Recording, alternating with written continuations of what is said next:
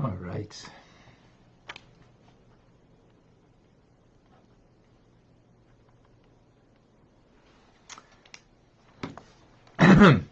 Good morning, or good afternoon, or good evening, I guess, wherever you are. And welcome to Tanya today. Rabbi Ronnie Fine coming to you from Chabad Zurich and Kadesh in Montreal, Canada. It's a privilege and a pleasure to share with you the Tanya. We welcome Clem in Brisbane. Welcome in the Philippines, Darren. Both of you, good evening.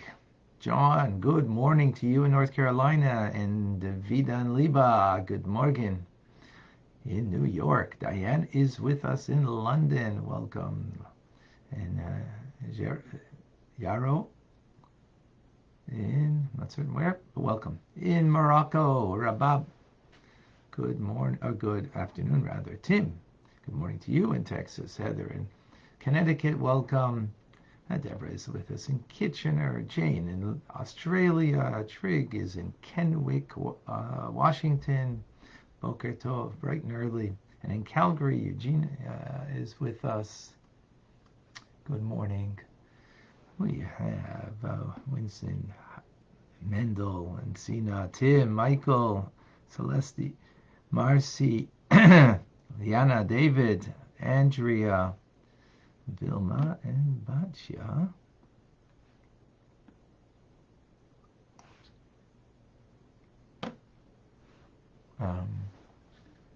Together with the Enta Coy, Jeffrey, and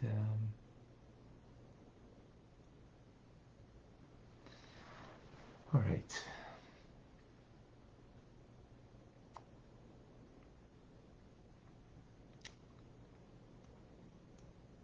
Yeah, the New York flood.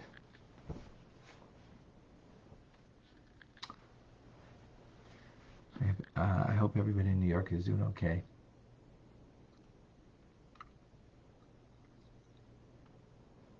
A bracha for Uri Nehemiah ben Perla, Daisy. Should be gesund and well. Michael's with us in Germany. Good afternoon. Daisy.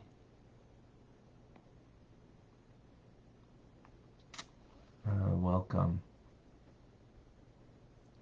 Annie in Costa Rica. Hello. Thank you so much.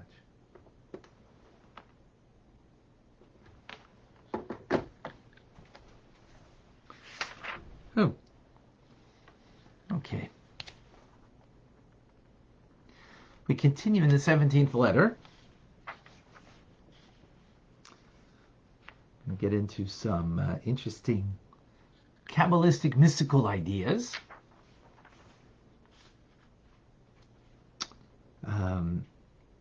We spoke about the difference between Gan Eden, the Garden of Eden, and, in the time to come, times of Mashiach, that in the times to come, in times of Mashiach, the encompassing light of God will be revealed. So, the Alter Rebbe explains. Let's go deeper into this. That's what the Alter Rebbe does today. And we will try to make it as clear as possible, this profound Kabbalistic idea. So in Gan Eden, the Garden of Eden, where souls go after 120 years being in this world, so our sages give the metaphor of that we sit with crowns on our heads and take delight in the radiance of the divine presence. So there's crowns and delight. The crown means something that is beyond the person, above the person, on the person, above them. The word crown in Hebrew is keser. Keser also, same word, teres. It means a capital that's on top of a column, that crowns the column. So the crown is something greater than that which is below it, the person, in the sense it's above it, the person, and is a conduit, something greater. So, a king wearing a crown is, a very powerful image, a powerful idea. So what is it in spiritual terms? So the word keser, crown, is a numeric value of 620, which refers to 613 biblical commandments and 7 rabbinic commandments, which makes 620. Okay, so what does that mean? So let's go first. The crown is the concept of keser in the divine order of things that is an interface or an intermediary between the emanator and the emanation. The emanator is God, the infinite of God. The emanator. It's not a movie. God is the emanator. From him comes emanations. In the world of Atzilus, things, beings, finite, limited beings. So, how do you get from the infinite of God to the finite of an emanation? You need an interface. I mean, God can do whatever he wants, and he can do it, but he does it in a way that we can appreciate and understand. Chabad.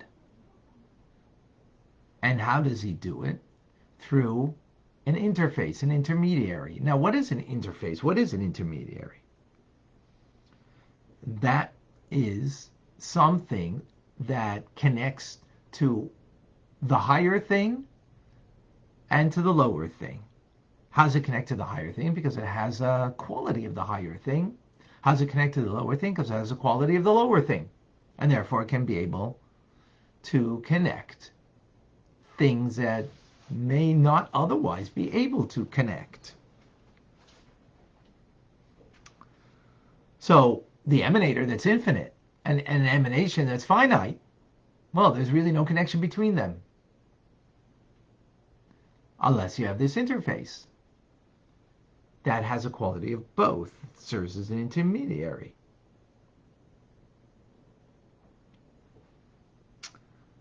So that's what we're talking about here. So let's understand.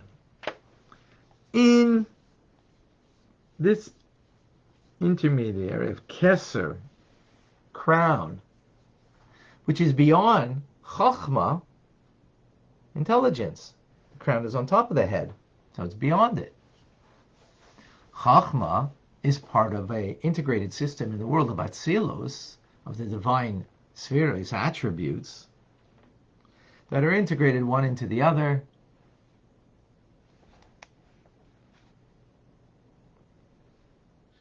And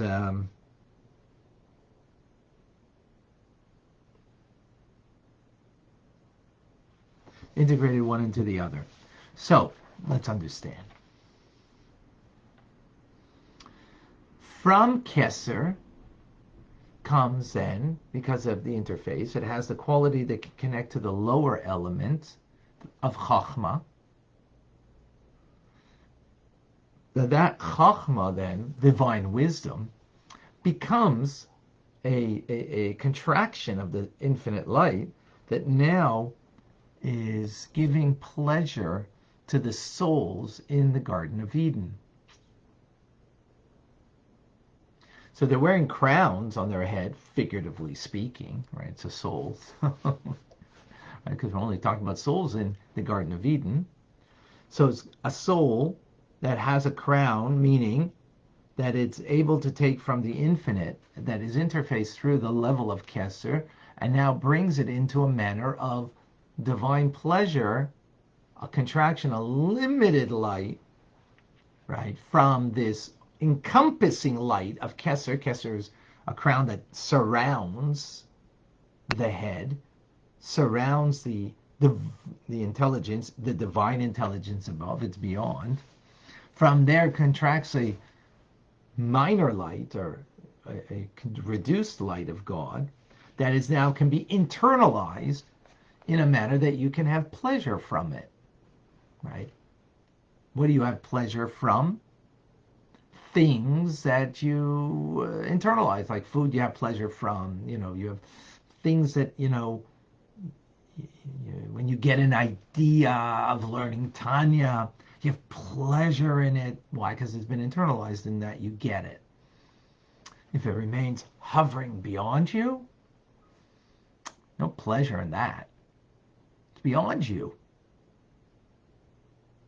But when it becomes integrated, a part of you, whether a part of you that you, an abstract idea that you get, Tanya, and that gives you pleasure, a piece of music that becomes, sort of a part of your soul that it becomes infiltrated or becomes a part of you that gives pleasure, right? Pleasure of touch, of smell, all these things become something a part of us.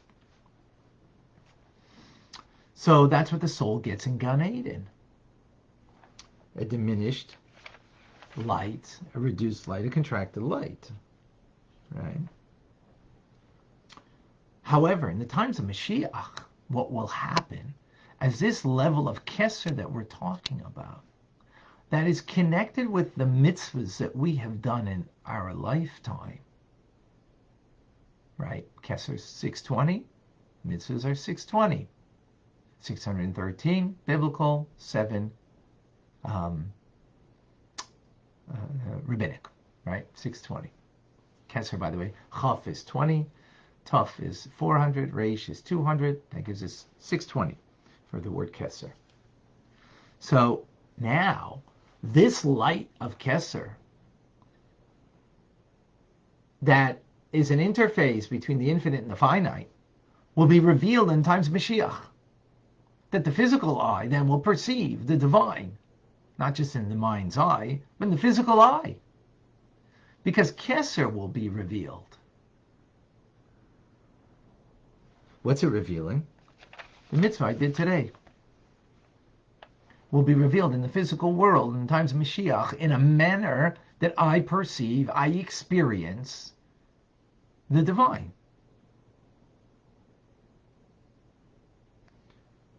Now, the big $1 million question over here. Why? Why is it in Gan Eden you only get a glimmer of light of God, and there you're unencumbered by a body? You're unencumbered by a body. So seemingly, without a body, you should be able to get greater light of God. As opposed to the times of Mashiach, that the soul will return to a body, as we mentioned yesterday. The great prophets, the great sages of the past that have been in Gan Eden for a long time want to come back. They want to come back into a body. Times of Mashiach. Then they will experience the connection to God not in a spiritual form, as we do now, in a limited spiritual form, right? But in a profound manner that is in the body. The soul in the body will experience the essence of God. That Kesser, level of Kesser, will be revealed. So, again, the question is, whoa, how so? How does that work? Why would it be that a soul in a body, don't we know that our body is, limiting our soul? So the truth is, our soul then will be refined. Our body will be refined, that it will not anymore be a deterrent to the soul. They will work in unison, so much so that we will experience in the physical the presence of God that will be revealed in a real way. So, but why is it that way? So the Alter Rebbe, quoting from the Lachadoidi that we see on Friday nights in prayer, like Kabbalah Shabbos, that Seif Ma'aseh b'Machshava Tchila, that the final deed, the last stage of creation, this physical world, was the first in thought. Meaning, another phrase from the Sefer Yetzirah, the book of Yetzirah, Noitz Tchilosim b'Seifon. Their beginning, the loftiest initial level, is wedged in the end, in their end. So the beginning is rooted, found in the end. The final deed, this physical world, was the original thought. In other words, contrary to the intuition that we have and every other, without Chassidus, this is how we would understand, perceive, and appreciate that, the spiritual realm is the ultimate. No, it's the physical. This is the lowest point in the creative and in the creative process. Gan Eden is a much loftier world, but the end is what was the original thought. When you have in mind the beautiful house that you want to build, so that which is your original thought is the final deed. It only comes in action at the end. When all is done, when the plumbers have done their job, the carpenters have done their job, and so on and so forth. Well, and the original thought was then completed. So the original thought is expressed in the final deed, meaning in action of this world, the actions that we take in this world, the mitzvahs that we do in this world, and therefore the physical world itself, meaning the physicality of me having a soul in this world in a body. That's the ultimate purpose.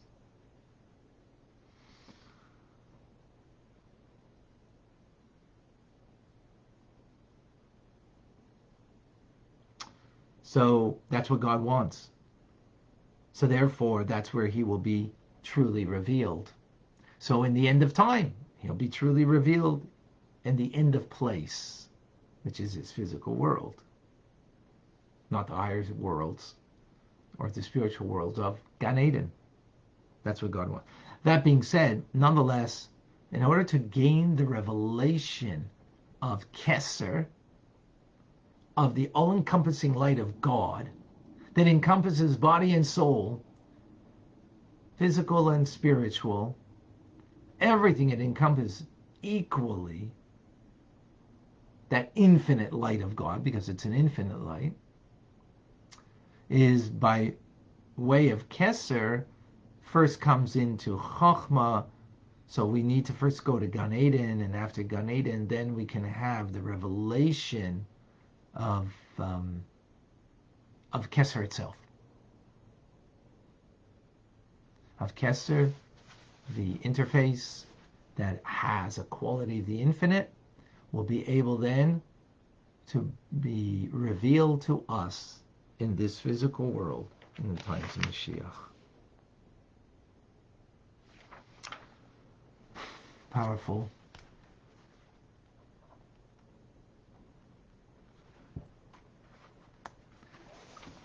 Let's unpack this. Let's understand what's going on here.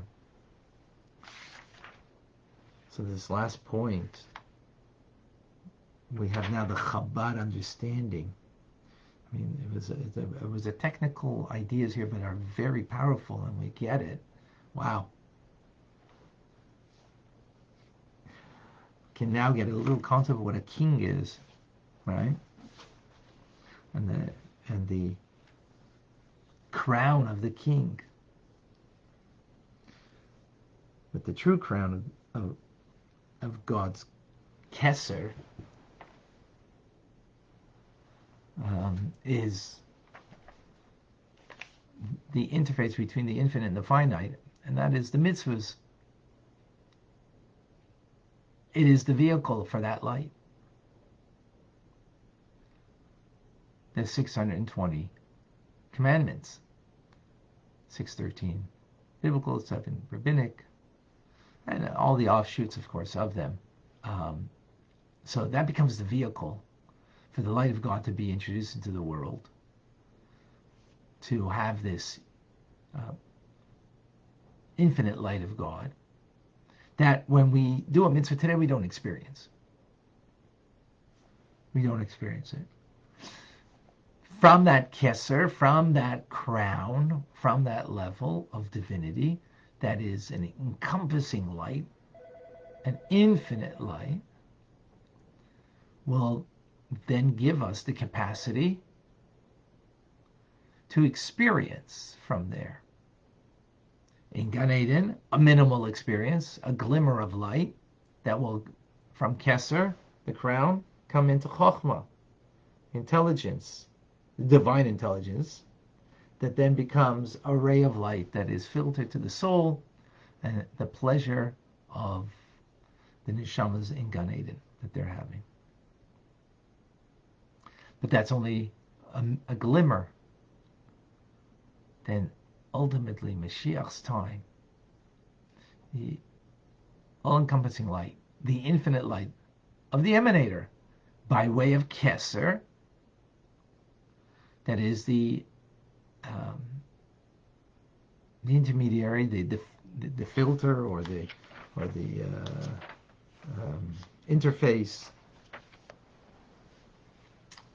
that will allow us to experience the presence of God, not just in our mind's eye, but in the physical eye, in the physical world.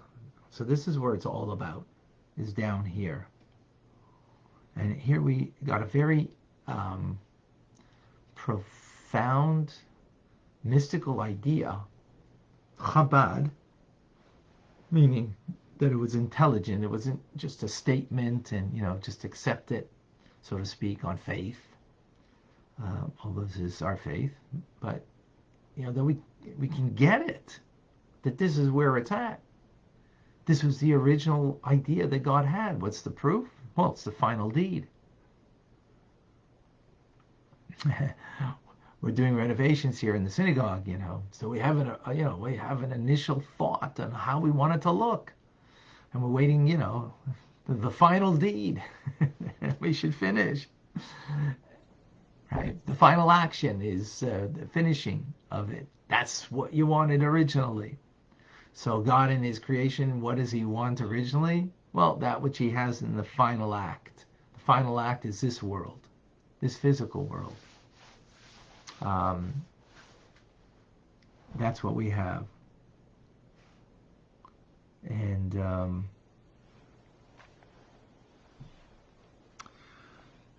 now we can have a profound understanding of how that actually works in the creative process.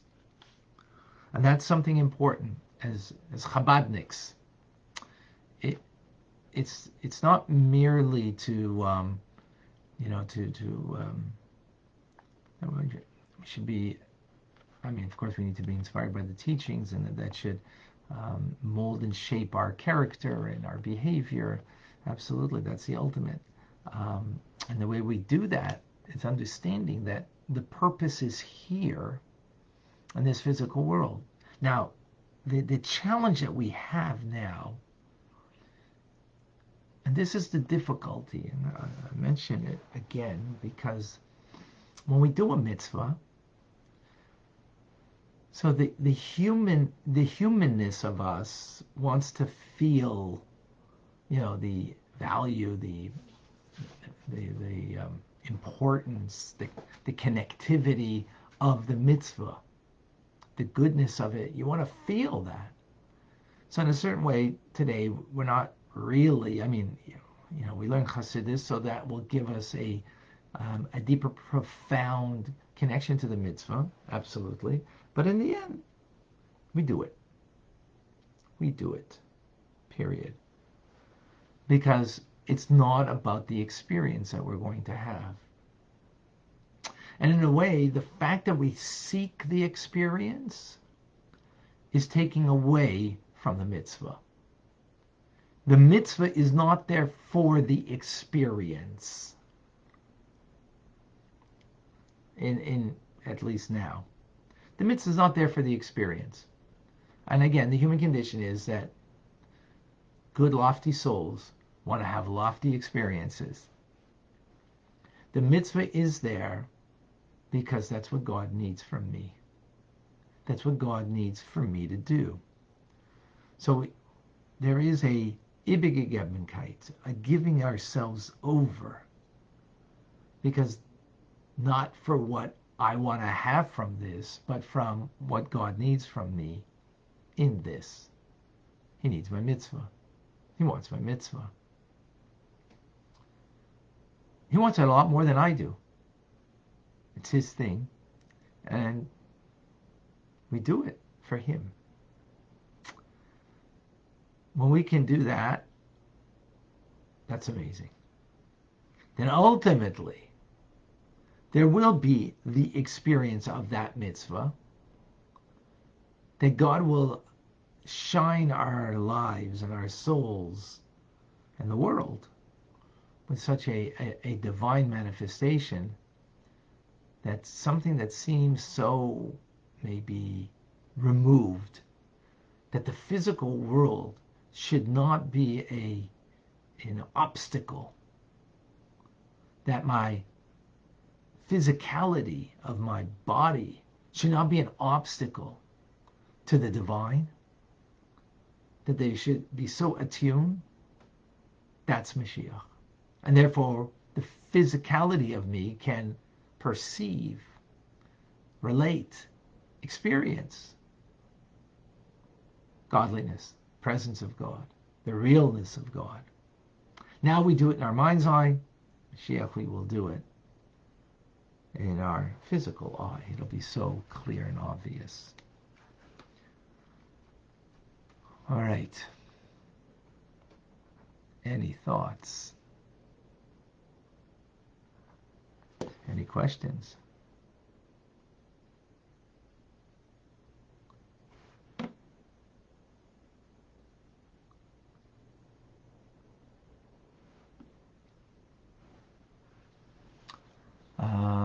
Okay, give me a moment here on Facebook. So we have Deshaun. Bring forth fruits thereof is still possible for each person to live until 120 years old. Yes, we can all live. We should all live. Absolutely. The Lion of Judah, that he caused a mitzvah of the measure. Our mitzvah is asleep, predetermined. That he caused a mitzvah of the measure. I'm not exactly clear what that means. The Lion of Judah, try to help me. Does one, for example, live to 80, leaving 40 years of returning via Gilgul until 120 on earth and flesh is fulfilled? Good question, Asher. No, 120, I say 120 because we all have a 120. The question is if it came earlier or not. Right. Did the 120 come earlier in time? In completion, it's complete. Our lives are complete because we were now taken away from this world. So God forbid, we shouldn't be. We should all be here, all written and sealed for a good year. But so it doesn't mean you come back for 40 years. You come. The soul comes back in reincarnated soul only to fulfill a mission that it didn't fulfill that was necessary for it to fulfill. So yeah, it's not a time thing, it's a mission issue. So again, the line of Judah, what that he caused the mitzvah of measure, our mitzvah is thusly predetermined. Our mitzvah is predetermined. What's predetermined, and we learned this in a previous letter, is which mitzvah speaks to me more than another mitzvah. Which mitzvah is that mitzvah that is, unique to my soul, the gateway to the other mitzvahs, the thing that I have a greater passion in, that becomes a gateway for the other mitzvahs. Ultimately, we have to fulfill all the mitzvahs, but there can be a gateway. So that is true. Golda. Jewish people are considered as one body, including all, regardless of each level of observance and doing mitzvahs. Does that mean we will all be able to see the divine light, but only in Mashiach time, not before? Yes, so the Amech Kulam Tzadikim, and your entire nation is righteous, and yes, all will, regardless, be a part of Mashiach. That being said, there will be a difference on awareness of the divine, and that's something that we learned in a previous letter, number what was it, 12 or 13, something like that. We learned that previously, that there is some kind of distinction based on what you know now and learn now. So the more Tanya you learn, the more in your mind's eye there is the concept that the concepts and the ideas that we've been teaching, that when it will come, the physical eye then, because the mind's eye has already an awareness, the physical eye then will much more readily and more, perhaps deeply might be the right word, have that connection. Good question.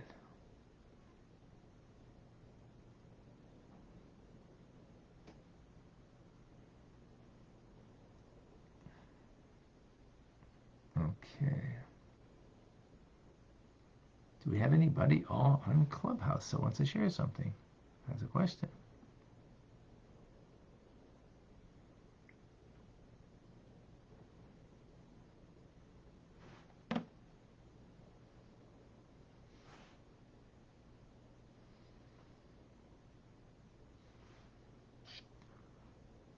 Hello, everyone. How are you all doing? Hello, George. I wasn't in for, I just jumped into the room, but if you could give me a quick summary and question, I'll be happy to answer one. To answer a question? Yeah, to answer a question, I'll give me a quick summary of what you were talking about, so I can just give an answer or description of my thoughts towards the themes you were talking about. I would love to do that. Or if you're not open to that, that's fine. No, I wasn't. We are talking about the divine level of Kesser, crown, that is all-encompassing, like the crown encompasses the head. So in the divine order of things, Kesser is the encompassing infinite light of God, that from it the soul has divine pleasure in Gan Eden, in a reduced glimmer, and in the Messianic era, in times of Mashiach, the crown itself, which reflects the commandments, 620 of them, will be revealed. That divine level, the infinite light of God, will be revealed in this physical world. Why in this physical world and not to the souls that are inhabit in the Garden of Eden? Because the ultimate purpose, or the original thought, is the final deed.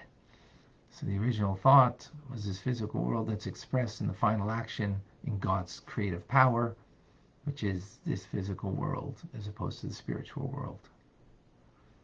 Okay. It sounds beautiful. Thank you. Thank you, George. So that's it. A brief recap. So David is asking, will Mashiach come only when we're united or because of the mitzvahs of the allotted time? So both things. The more we're united as one, as the final blessing in the Amida, Barchinu Avinu Kulanu Ke'echad, bless us, God, as we are all bound up together as one. So we need unity and oneness amongst the Jewish people, and from there, that will bring a unity amongst all nations of the world, ultimately. So it begins with us, absolutely, and we need to have that. Together with that, Davida, it's that plus the mitzvahs that we do. Every mitzvah that we do brings a new light into this world. The word mitzvah comes from the word connection. It's a connection with God when you do a mitzvah, as we're doing now in the study of Torah. And what it actually does, and a concept that we've spoken about in the past, is every time you do a mitzvah, what you're really doing is creating a union between the male and female parts of the divine that introduces, through that union, begets a new light, a new light of God, an infinite light of God, via Kesser, which is the 620, in the numeric value of 620 mitzvahs, as we mentioned, and brings that light into this world. Every time we do a mitzvah, whether it's giving charity, whether it's putting on tefillin, saying a blessing, doing acts of loving kindness, you're bringing this new divine light into this world. You're connecting with it, but you're not experiencing it now. You'll get an experience of it in Gan Eden, a glimmer merely. You'll get the full principle, not the fruit, the principle itself, in the times of Mashiach. So, so it's depending on two key elements. Every mitzvah that's done, because it introduces that light, and the unity and the oneness and the Avos Yisrael that there is, that solidifies that, makes sure that, that light sticks around, for lack of a better term. Good question.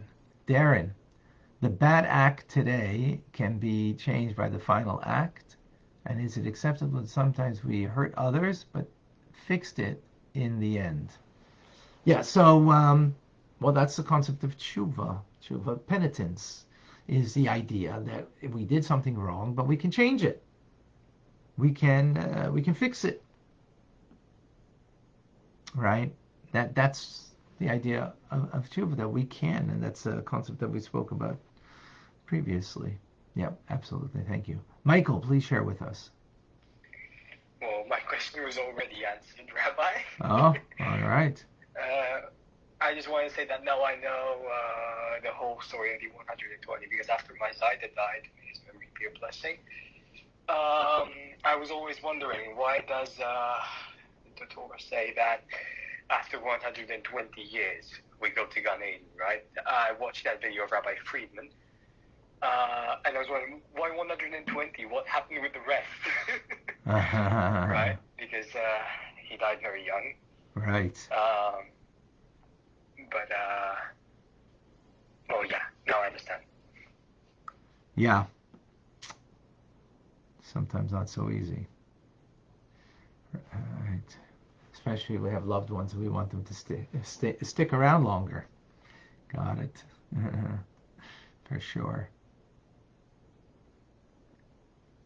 Thank you for sharing. John is asking, what will be the class schedule for the high holidays? Well, good. Thank you. So next Tuesday and Wednesday being Rosh Hashanah, there won't be classes online, but got to learn on our own.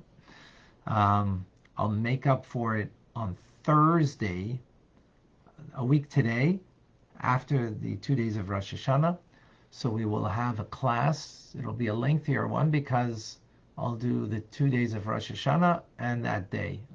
As we always do, like on a Sunday from Shabbos, I will, divvy it up into the proper sections.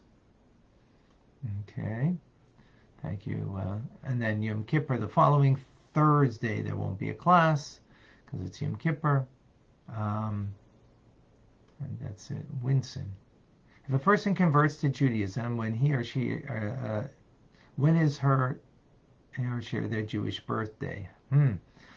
Is it when they legally became a Jew, or the person's Jewish birthday stayed the same as the date when the person was born in his or her life?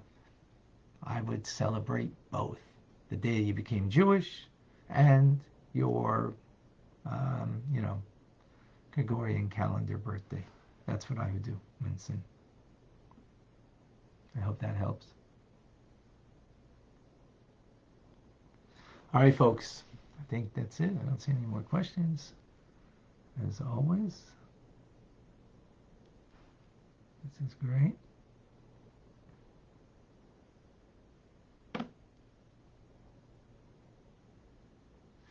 All right, I'm Rabbi Ronnie Fine coming to you from Chabad Zrich and Kadeshim in Montreal, Canada. It's a privilege and a pleasure to share with you the Tanya. Have a wonderful day. A reminder, Rambam today, 12:45. Please join us. Oh, and tonight my wife is doing a challah bake. It's on the Zoom, the regular Zoom. 1 second. Give me a second.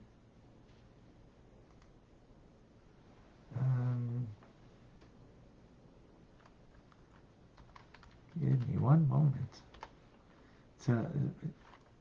It's the Zoom 770 6085.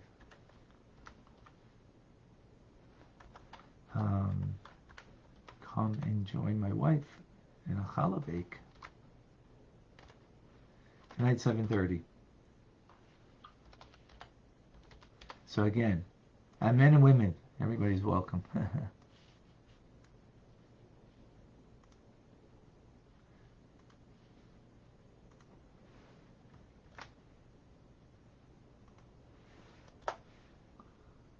Okay.